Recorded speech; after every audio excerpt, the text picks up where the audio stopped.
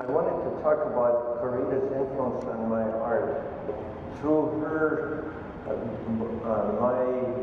taking a night class extension at Immaculate Heart College. It was a women's college, but at night they allowed men to come in. There were only a few people in the the class, about 25 or something.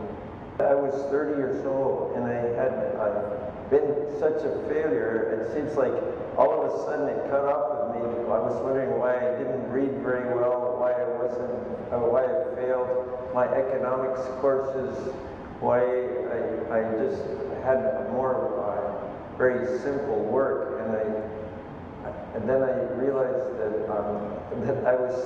I kept thinking, well, I'm a failure, and that's why when I took this class with Corita in 1967 to 68, it was quite important, because then all of a sudden it became where I started exploring more and more and more, and I just kept part-time jobs, and I didn't go into any full-time work, but I just kept on. After her class, I kept working. But I want to give you a little background, because I don't want you to think that she's the only one that gave me the idea of social justice. My life before that, I was very involved, but not on art. Art was a separate thing for me. I lived in a small town, and we were more or less just trying to keep alive. We didn't think about going to art museums or looking at art. Probably the only art that I saw was in churches, and stained glass windows, and paintings in churches. So it was very limited. And when I took Corita's class, it wasn't that I thought, well, I'm going to be an artist. I was just exploring, just like when you go to the exhibition, you'll see most of her work is she kept evolving and finding new ideas and new ways to express herself. And this show is only like 200 works, but actually her output was about 800 works. So you're only seeing a limited perspective of what they could collect and put together for this major exhibition. But it's not the way, when you look at all of her work, you realize what an amazing woman she was. And so what I'm trying to do in a very humble way is, how do we capture someone that was such an important person in California, in Southern California, such a wonderful, amazing lady, and how she influenced me. But it's so hard to capture all the aspects of her, but I'm just going to share what I know. And there are some people that study in the college. There's one young lady, Kathy Mason, and she was a full-time student. I just took the night class, so my perspective is more is limited, but it was enough to get me started. So I'll start. So I worked in a paint factory from 1959 to 1965. And during that time, it was a time when I started to really concentrate on working with, it was called the Young Christian Workers, and it was a group that worked with observing problems in the community, especially among young working people, observing, applying the ideas of the gospel and also social justice teachings. And then what could we do? I didn't realize how much of my work is autobiographical, but I was out of work many times, and I'd be out looking for jobs. Either I was too qualified, or anyway, I had a hard time during the recessions in the 50s and 60s. So anyway, and then I joined with this young group. It was called the Young Christian Workers, and we tried to observe and learn from the community, looking and talking to people and seeing what was happening, what could we do, what could we do to bring solutions to it. And it was like trying to be creative in solving problems.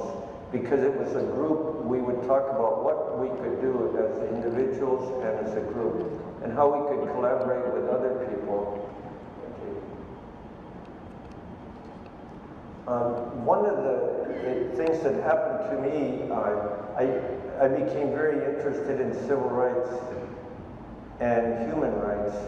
And during that time, in the early 60s, there was very much discrimination in the town. I lived in El Monte. It was a small town.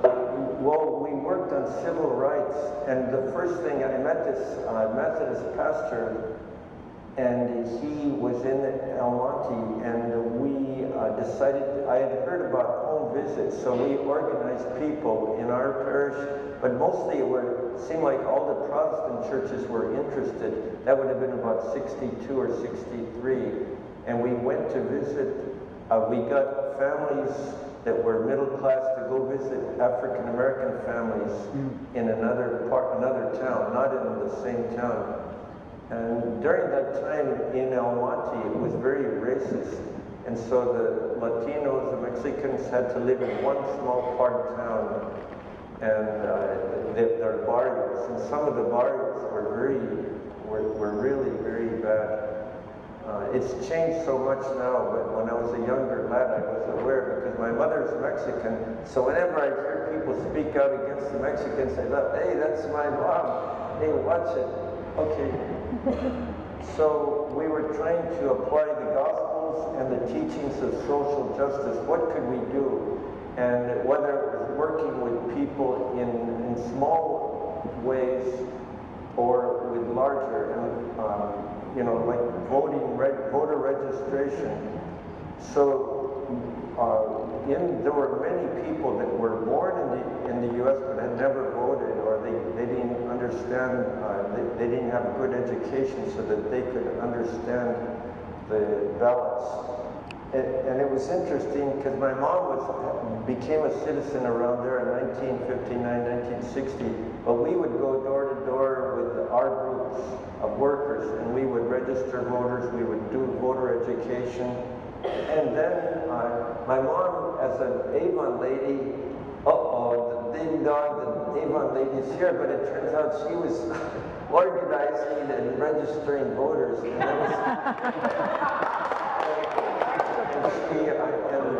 And her name was Magdalena, but they call her Maggie. And then, Maggie, ¿cómo vamos a votar? How are we going to vote? And then they'd ask her, and then she'd say, when they were Democrats, so we'd say, well, but, and then the state issues and then the national issues. And so it was very important. And then we got visits from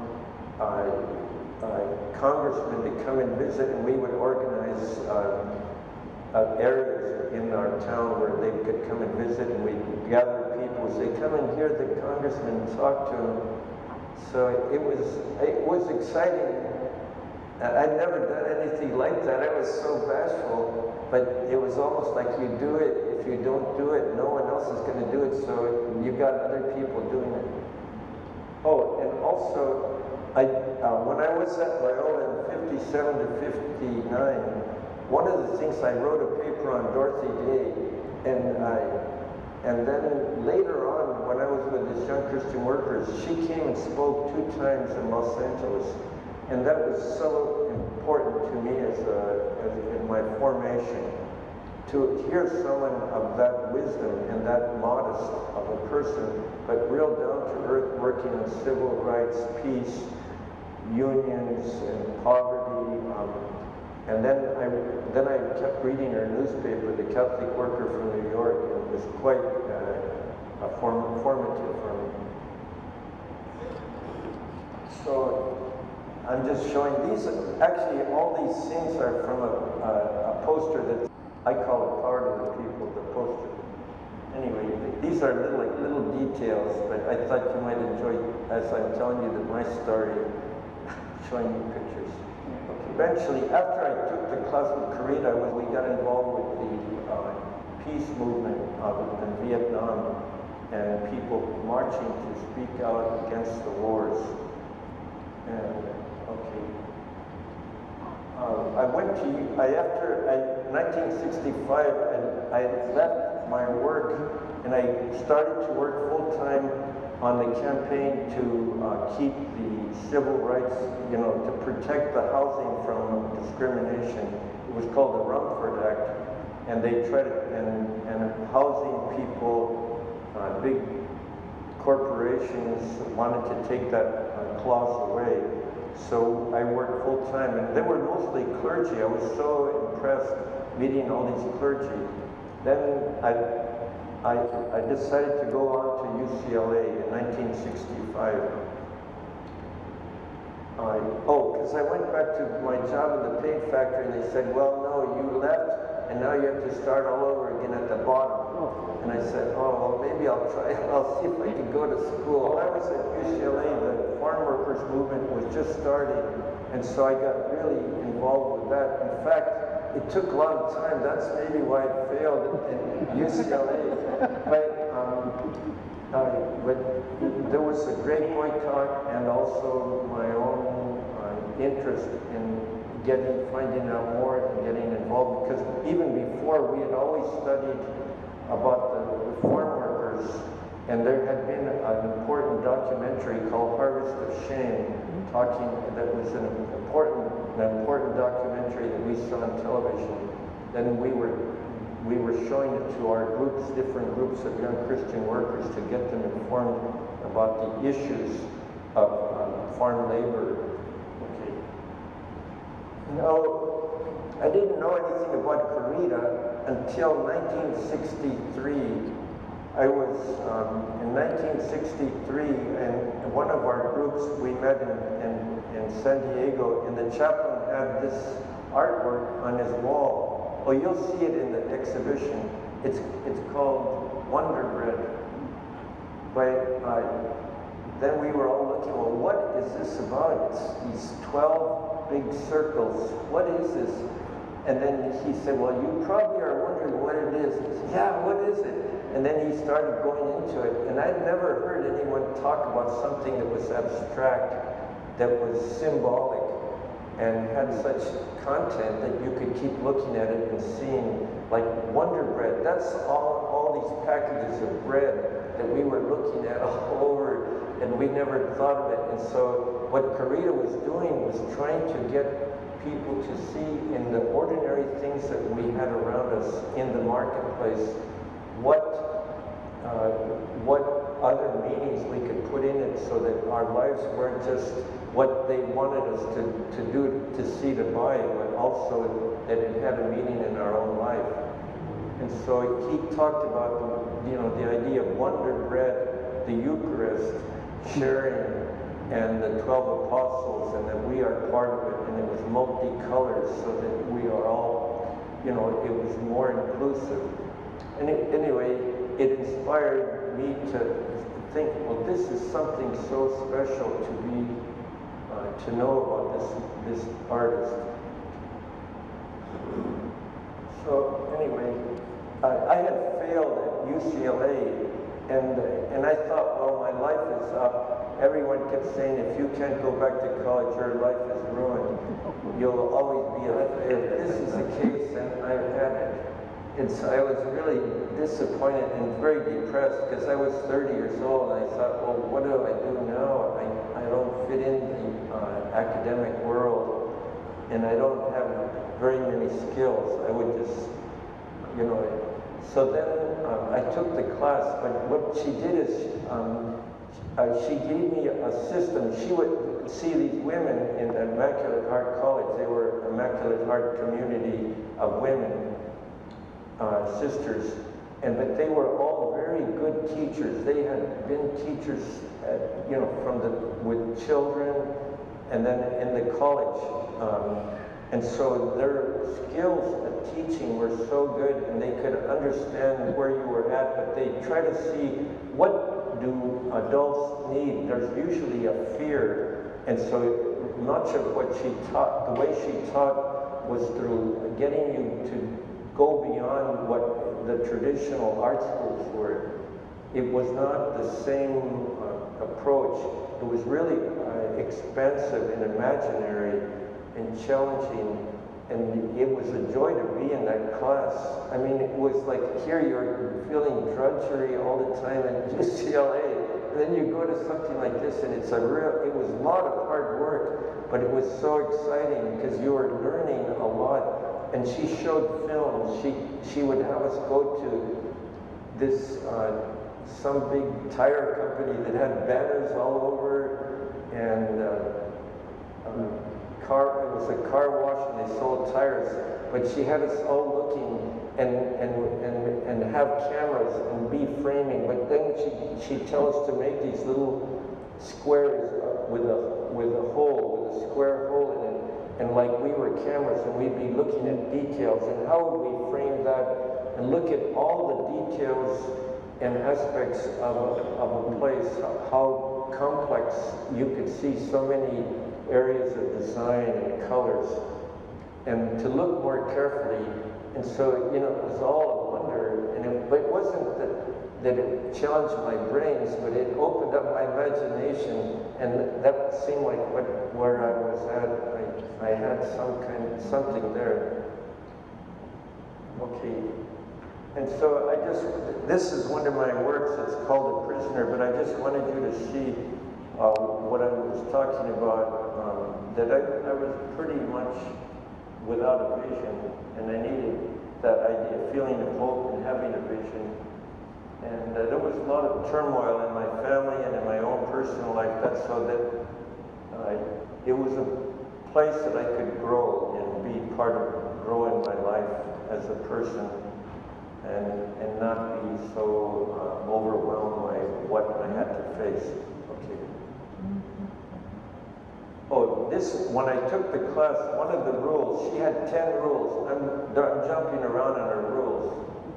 General rule of a student: pull everything out of your teacher, pull everything out of your fellow students. So in a way, you're listening, you're asking questions, and this is one of my artworks. Sorry, I'm promoting my work on her rules. Okay, next. Rule: nothing is a mistake. There's no win or fail. There's only make. And that's what I liked about her. It wasn't, she said, don't think of it's good or bad. Don't forget that it's only work. And so here it's not win or fail, but only make. And so that's one of my pictures called The Inventor. Okay, what's next? Oh, consider everything an experiment. So that's exciting. So when you were going to do the minor so everything you would be doing, it wasn't that you had to think of it as something that you're referring to, but it's all an experiment. It's all surprise. Okay. The only rule is work.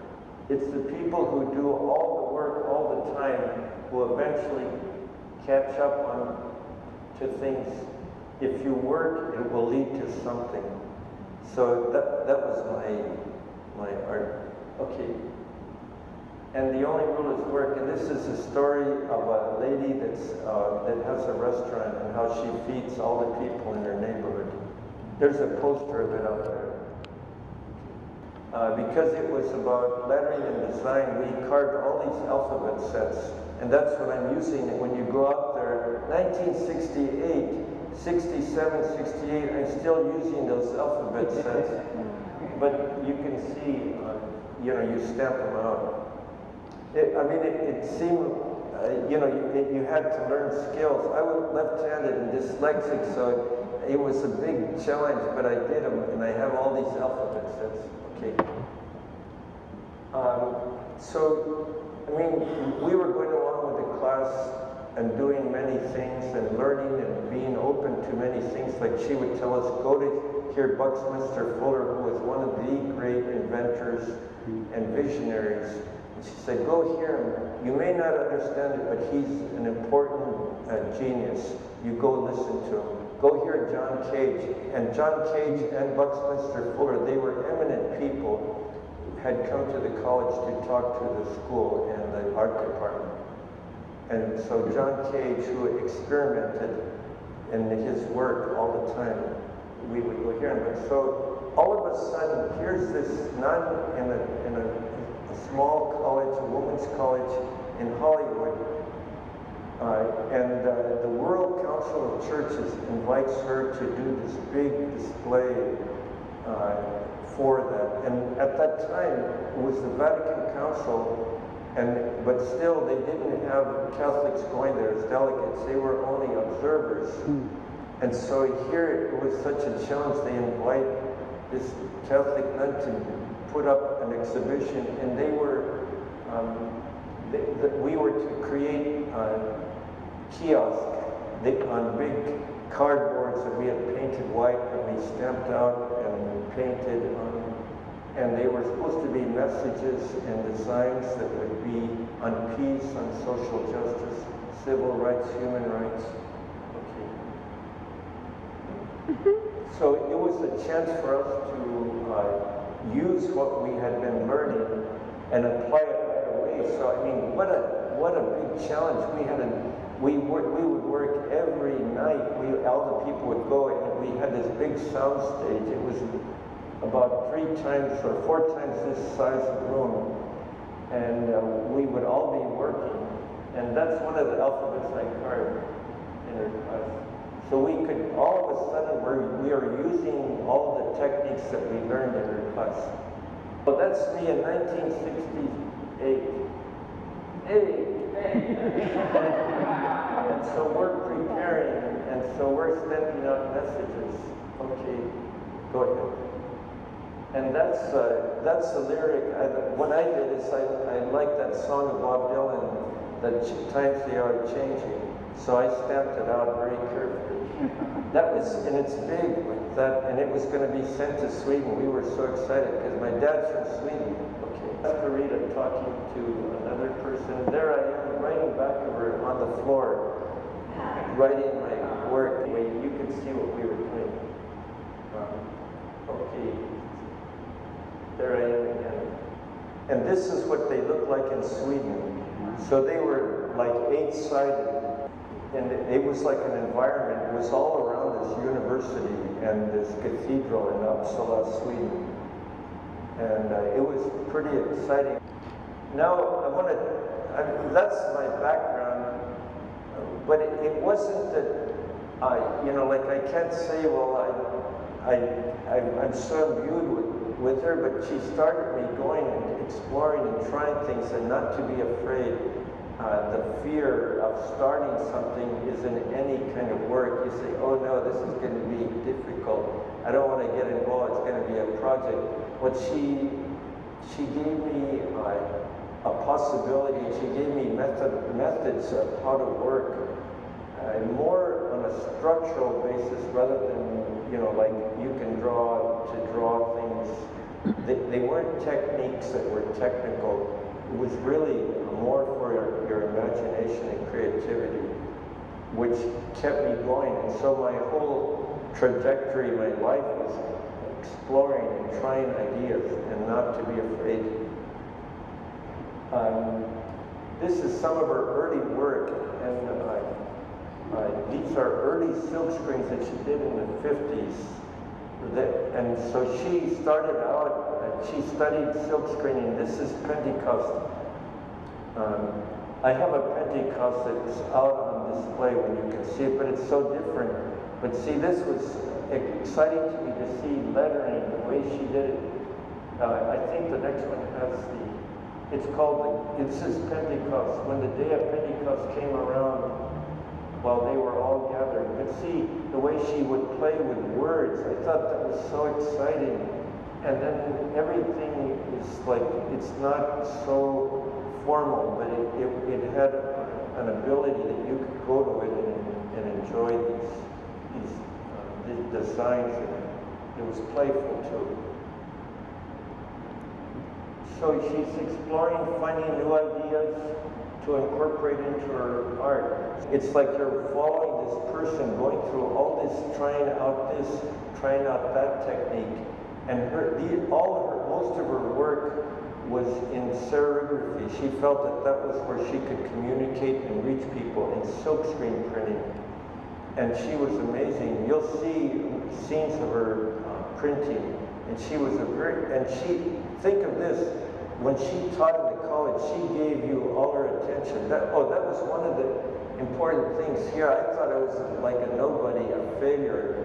And when I would go there to talk to her, she would give you all her attention. She would listen to you, and she would make you feel like you are important. And that was so critical to a student and to a young person that, to feel affirmed. Oh, there's almost nothing that's not related to art. So she wanted you to keep looking at everything. She didn't want you to think, well, only art had to be in a particular kind of a way. But everything is connected to art. Everything you could keep finding. Okay. Now, this is another one of the wrappings, but what's so exciting about this is she would find ideas and words, and she would incorporate them so that when you looked at them, you could see this is ordinary wrapping on a paper, on a bread wrapper. But then the quote that she has, it's bad, you don't know what to do when you've got 5 children standing around crying for something to eat, and you don't know where to get it. You don't know which way to start to get it. I just get nervous or something. So that was a quote probably from the people in the Appalachia and the coal miners. And this was exciting. The very word imagination implies that you are in territory that no one has ever been before. So that it's kind of exciting when she gave you these ideas, so that you felt, oh yeah, no one's been there before, so I'm exploring new territory, and so you're not afraid that you're stepping on somebody's toes or saying something that's wrong because it hasn't been done before. This is a piece that people walk by and don't really look at it carefully, but I was curious because she did it in 1965, and it's during the Watts Rebellion. And right away, these times were not like real tranquil. In these times, more things were happening, and more people were conscious, and more people were involved. And during that Watts Rebellion, of course, everyone said, well, don't just avoid going that way. And there was so much racism that was happening at the time. And so she has the newspaper from the LA Times, and it's about riots and about anarchy. And then she has a quote on the right, and it's by Maurice Solé, and he was French speaking, not quite Canadian. He was up in Vermont, but he was a priest that was in Selma, and he was already being influenced a lot by young African-American people that were studying, change. And he had been working with his priest, and then the priest got sick. And then, but as he was recovering, he got a phone call from these Sisters of St. Joseph. They had a small hospital. It was the only hospital that would receive African Americans. Oh, by the way, Sisters of St. Joseph are in Orange County. So I was telling them the story about this man. They said, yeah, that's our hospital. And so the Sisters of St. Joseph had this hospital. And so this happens. The march was going across the bridge with Martin Luther King leading it. And they got attacked, and so all these people were so horribly beaten and traumatized. So they didn't have any other place. So they brought them to this hospital. They turned this hospital into a field hospital. And so then these nuns called, "Hey, Father Maurice, come over quick. This is something dreadful." And then John. I'm trying to remember the man's name. He is a congressman, a young African American, but before he was congressman, he was just a young coordinator and organizer to get out the vote. And he was so badly beaten. The priest saw him and said, "Oh my God, it's like somebody cut his head in half." And so they were all there. And so then he started organizing. And then one day he was at his house, and Martin Luther King came and said, "I heard that you're really supporting our cause." And he said, "Yeah." He said, "Well, can you work with us on the next march?" And so he went in the march, and then they started calling, well, of course, he had his connections with Catholic social, people that are working in social work and social action. And he sent out the message all over the United States. And so many people came, nuns and priests. And then he's told Martin Luther King, "Well, I'm just so sorry, not enough of us are here, and we're so late." And Martin Luther King said, "Don't talk like that. The fact you're here now, this is so important," because that was the only reason, when the attention, when they were crossing the bridge the second time, they didn't want to attack them because there was so much clergy and nuns with habits on, and rabbis and people from all faiths. So it was real important that she quoted this man. So in 1965, she was right there connecting with what was going on. But I like this idea, youth is a time of rebellion. She's connecting it with the Watts rebellion. Rather than squelch the rebellion, we might better enlist the rebels to join the greatest rebel of his time, Christ himself. So in a way, she's looking at Christ was a rebel, and so she's trying to make that connection. This is Corita's statement. I can talk about a kind of global adversity, which I think is our personal adversity today. I think we have to have the awareness that everything is sacred, and when we lose that awareness, we lose the connection with the whole.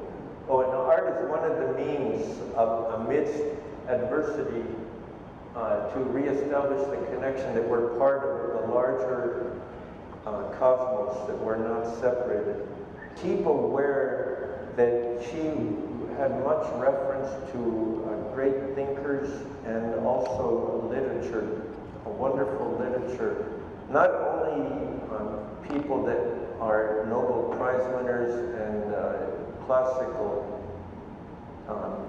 poets, but also to the current people that were there, the Beatles, Bob Dylan. She would quote, but this is by Albert Camus, and this text is so beautiful. You'll see this, it's in two parts when you see this. It's one of the ones that I felt were really beautiful. Okay. And this is her quote about being a printmaker. I like it because she was aware of what she was doing. And one of the things that she did is, and that the people that are in the power brokers of art, the art world, would dismiss her because they said, "Oh, she's just doing posters. We can't really qualify it as fine art." But to me, her work is much grander and much more powerful than anything. Like the pop artists, Andy Warhol and other people that were doing pop art was really reference to art itself. They didn't go into the depth of humanity and the struggle of humanity like Corita did. This American Sampler, I was puzzled by it at first, but when you look at it, see, it's almost like a crossword puzzle. It's like sin, I can, and then I am Vietnam, violence, I'm a nation, I can, why not? But so she's playing with words. You're seeing on two levels. She's just putting the words of that she has the larger words, but then you can see she's making annotations about who we are and what's happening in the world today. On this one, it's not a very large print, but it's called Phil and Dan, and she knew both Phil and Dan Berrigan, and they were and both had been in prison after their work. In fact, Dan Berrigan was considered the most wanted man by the FBI, because of his burning the draft cards. But there's two quotes in there, and they're hard to see sometimes because they have it low and it's hard to read. But I like this idea prison is a very creative way to say yes to life and not to war. And then Kant, that was the guy, Thomas Lewis, that was part of the group that was sent to jail. Kunstler was a lawyer, and he talks there, he says they had to, that in order to reach people, they had to do something drastic, because no one else would, otherwise you can't really reach the community, you can't disturb people, because everything else failed. Every other effort they tried, so they had to do something very drastic, like burning the draft cards. Now, this is the billboard. This is actually the drawing that she did. She did like a watercolor maquette, and that's the Physicians for Social Responsibility in 1983 asked her if she would make a large billboard, or they wanted to put them around different states. And so she made this design, and then they had them on billboards, 52 feet wide. Okay, go ahead. Okay, this campaign, she said, was the most religious thing I have done until now. You know, that she was reaching a very large crowd, and she felt so strong about the nuclear weapons and stopping nuclear, this buildup of nuclear weapons that was going on in the world. Okay. And that was she died in 1986, so she only had 3 more years. Oh, this was her quote. This was the end of this man that's the inventor.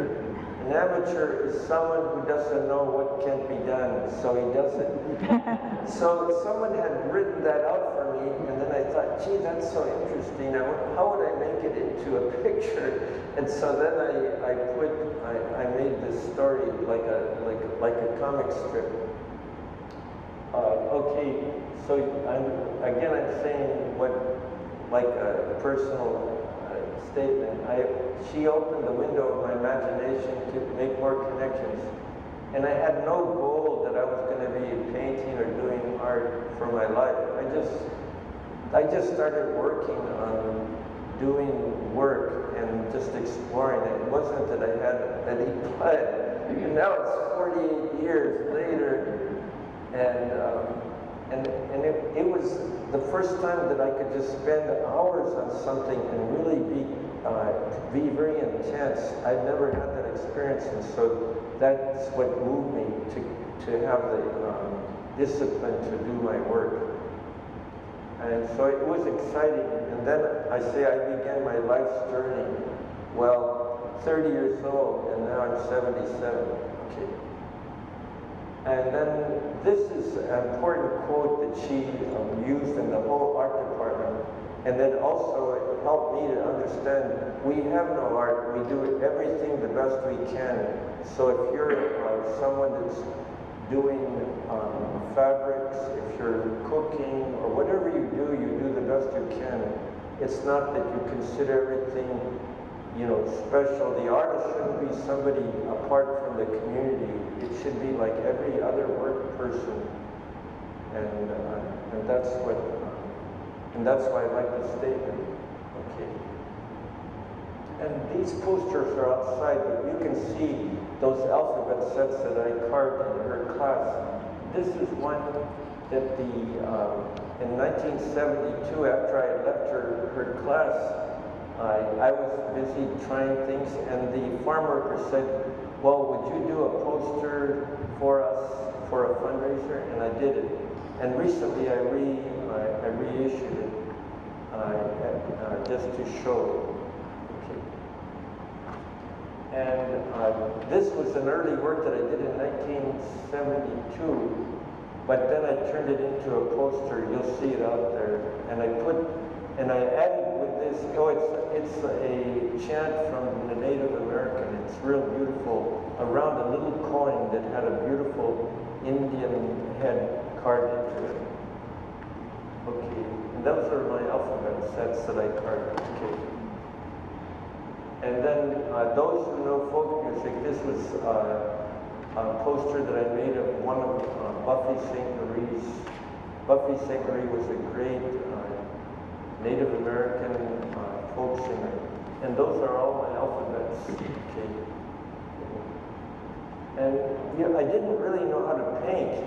And so someone had given me a book about using crayon. So I did layers of crayon, and then I carved through you do layers of crayon, then you carve into it. That's what that is. So I started, that's how I learned to paint. And everything was flat. I didn't know how to paint in dimension or anything. So everything was just patterns and little drawings. So you could see it's just very simple, but that's how I began. And everything that I did, that's how I worked. It was just a lot of patterns, a lot of designs.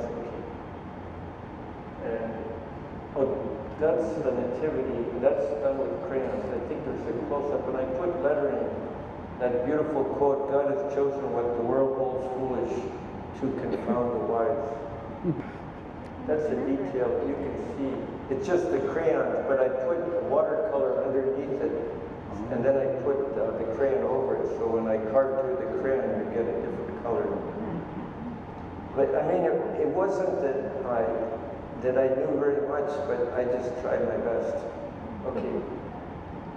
So, as I said, I hadn't really looked at art at all, but I knew the art that I'd seen in churches that was more narrative, and also windows. Windows were always fascinating to me.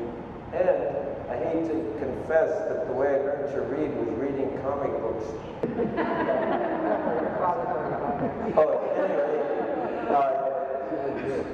Anyway, I learned to read reading comic books, so many of my early works were like little story narratives.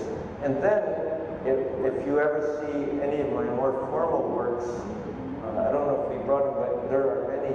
I have some where I have stories all around. I have one with the prodigal son. There's a story all around it.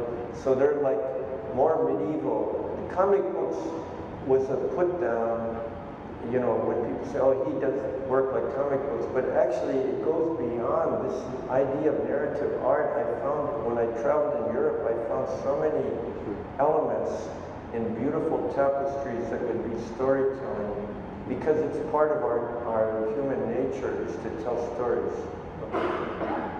So here's the Good Samaritan, and it was based on a crayon painting, but what I did is I just turned it into a silkscreen, so I would use my imagery from the crayons, and then I started teaching myself the silkscreen. Well, I was teaching myself by looking at what other people were doing, so I was getting rule number 2, learn as much as you can from every student and everybody you could. And then many years later, when I went, I did this, the Abraham and Isaac. That's a silkscreen, but it's based on an earlier work that I had done as a crayon, but it became more formal and more influenced by icons. But you see the story of it. Do not be afraid to do the work and see the process as a form of play. And then the idea of taking a close look at everything in our everyday life, that was very important. Oh, these are early works. I'll just show you. These are early works using crayon. That's using crayon. Oh. Okay, go ahead. That's called the hot jazz, and there are people dancing in a jazz club. Okay. That's a restaurant. You can see everything's influenced by that pattern. There's no dimension, there's no perspective. And that one I did in 1974. A train station, and it's, I started to try to think of perspective, but it still was very flat. And it was influenced by going to Mexico and seeing the train stations and seeing how people were so social and responsive and emotional. When people were leaving, it was really amazing. Okay, go ahead. Oh, this is important. There are no rules about leaping into the new, for no one has been there before. I just went, and someone wrote that quote out, and then I did a serigraph in 1971 based on that.